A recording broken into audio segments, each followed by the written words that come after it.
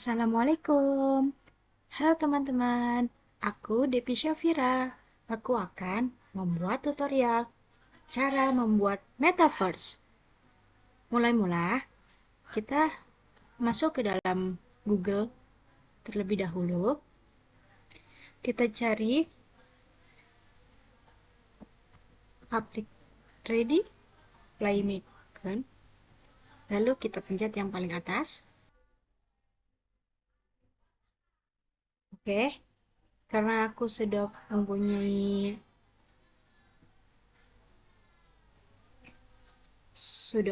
akun,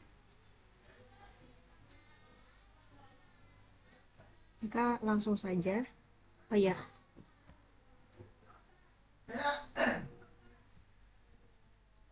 langsung saja kita membuat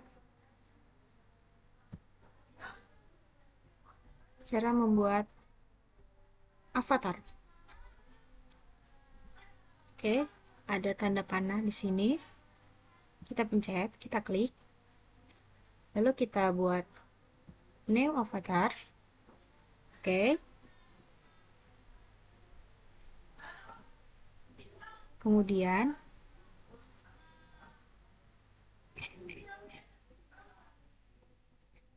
kita pilih kalian mau yang main kayak gimana. Bentuk mukanya, bentuk matanya. Kita pilih dulu ya. Sipit mungkin.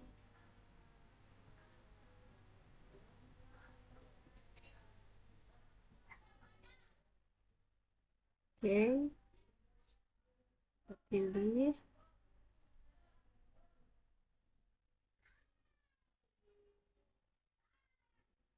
Oke, itu saja.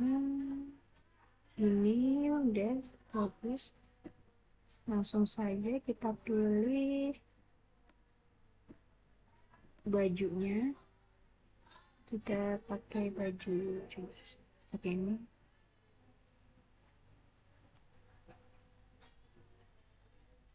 Oke, kurang. Kita pakai baju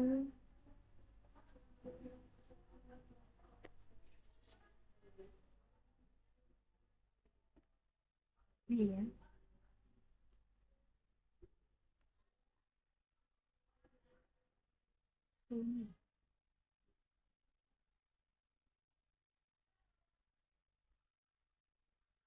Oke, kita pakai baju ini aja ya, teman-teman. Lebih cakep. Oke, setelah itu kita pencet next untuk melanjutkan.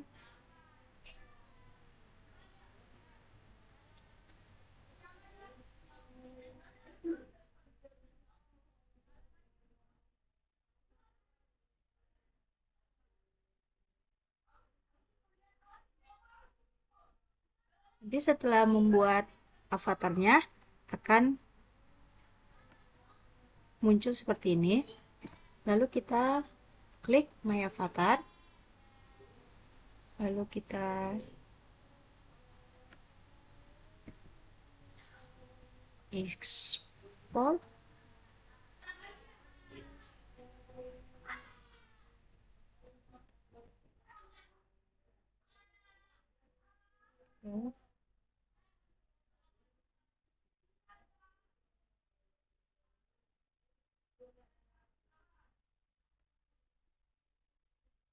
Oke, selanjutnya kita tambah aplikasi, kita ke spatial. Oke, kita pencet yang kita klik yang paling atas. Oke. Sebelumnya, kalau belum ada ininya di sini, kalian harus masukkan email ke dalam spatial ini ya. Email kalian. Caranya gampang kok, cuman masukkan akun Google saja. Langsung kita klik create. Oke, di sini banyak sekali template-nya ya. Kita pilih yang ini aja.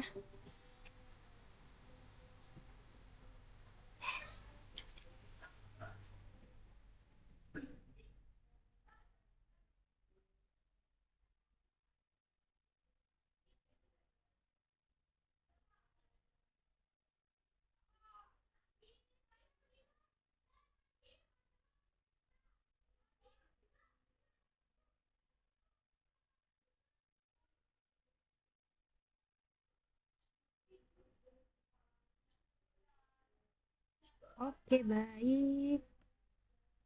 Ini kita sudah ada di dalam template-nya. Kalau mau maju tinggal kita pencet panah ke atas. Oke. Terus kita kalau mau ke samping, tinggal pencet panah ke samping kanan kiri. Lalu maju lagi, terus mundur. Oke, seperti itu ya. Baik, kita akan memasukkan materi pembelajaran kita pada hari ini ke dalam bingkai-bingkai yang ada di dinding tersebut. Caranya mudah, tinggal kita klik saja.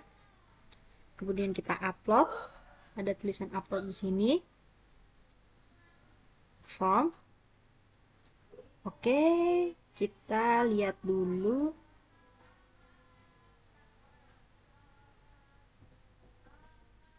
Apakah benar yang ini? Oh, ternyata salah ya. Sebentar. Oke. Ternyata benar. Selanjutnya kita klik lagi di sini. Kita upload lagi. Open. Lagi belum proses.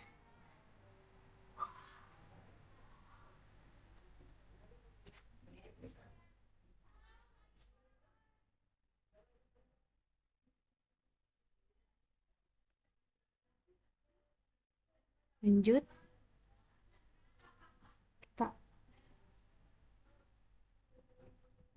Kita upload lagi. Kita upload kembali. Tinggal diklik. Karena ini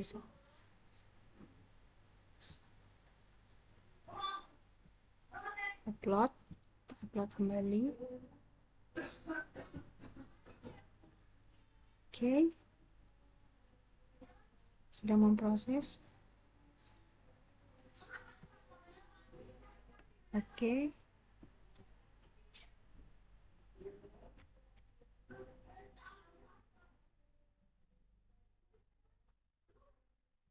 Kemudian kita klik lagi.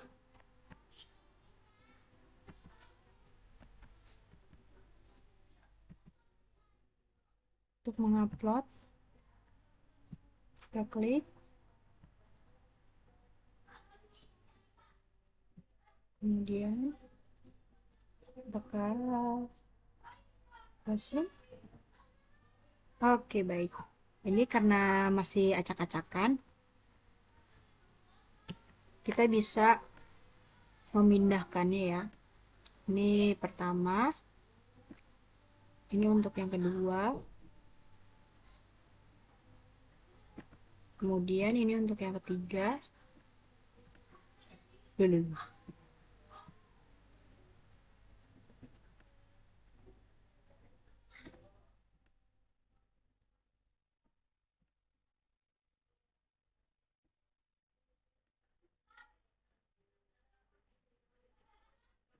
Oke.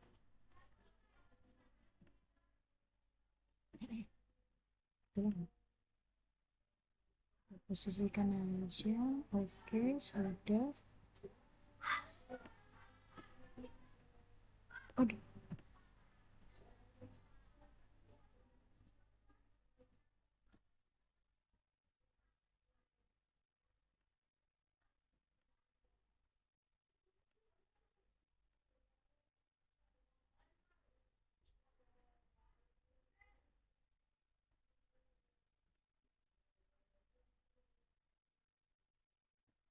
Oke, seperti ini ya, teman-teman. Baik. Pada materi kali ini, saya akan menjelaskan tentang perilaku terpuji, yaitu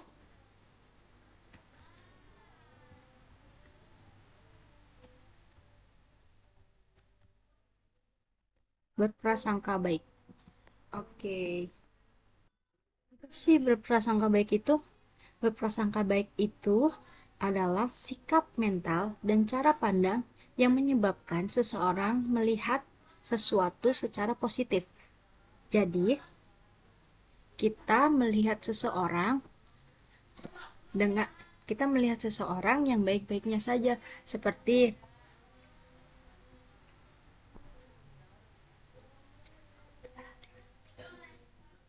apa sih berprasangka baik itu? Berprasangka baik itu adalah sikap mental dan cara pandang yang menyebabkan seseorang melihat sesuatu secara positif.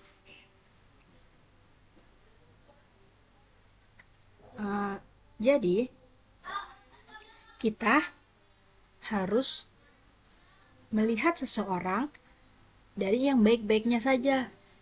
Jika dia jahat kepada kita, maka kita harus berpikir atau membalasnya dengan kebaikan. Jangan membalasnya dengan keburukan ataupun melihat dia dari keburukan, melihat orang lain itu dari keburukan, atau kita berprasangka buruk kepada Tuhan. Seperti misalnya Allah memberikan kita suatu ujian yang menurut kita berat sekali. Lalu kita mengeluh kepadanya, "Ya Allah, kenapa sih ujian ini begitu berat?" Padahal ujian yang diberikan kepada kita itu adalah yang terbaik untuk kita. Jadi, apapun ujiannya, berprasangka baiklah kepada Allah bahwa di dalam suatu ujian itu pasti ada hikmahnya. Seperti itu. Kemudian lanjut kita ke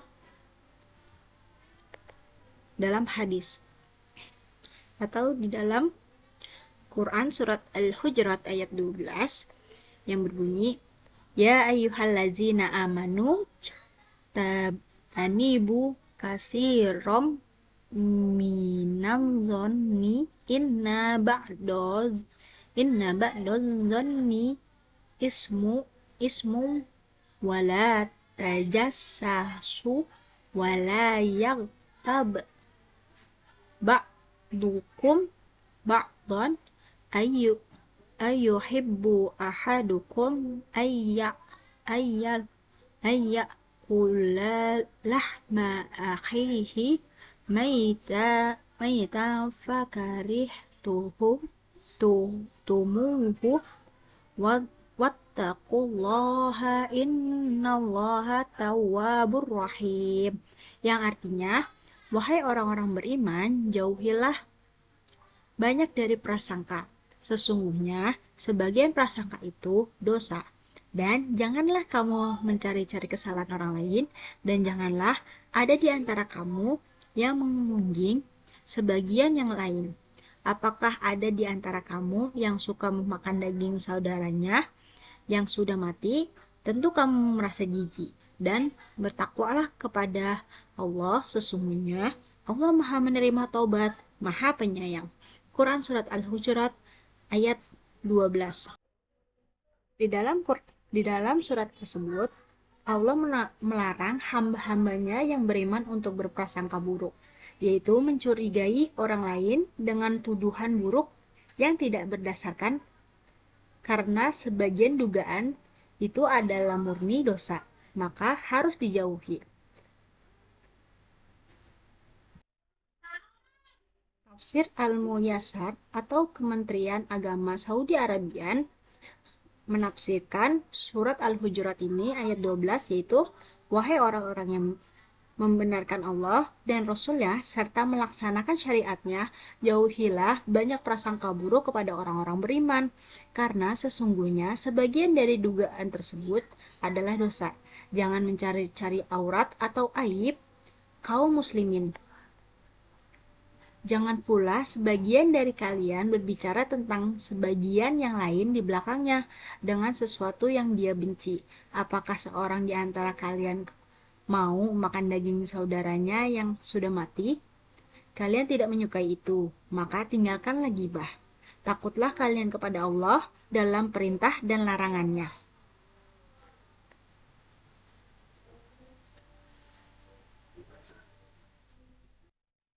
Sesungguhnya Allah Maha penerima taubat hamba-hambanya yang beriman dan Maha penyayang terhadap mereka. Jadi, di dalam surat Al-Hujurat ayat 12, Allah melarang nih orang-orang yang beriman itu berprasangka buruk kepada orang lain dan melakukan gibah atau menjelek-jelekan orang lain di belakangnya. Seperti itu. Kemudian kita lanjut ke berikutnya, yaitu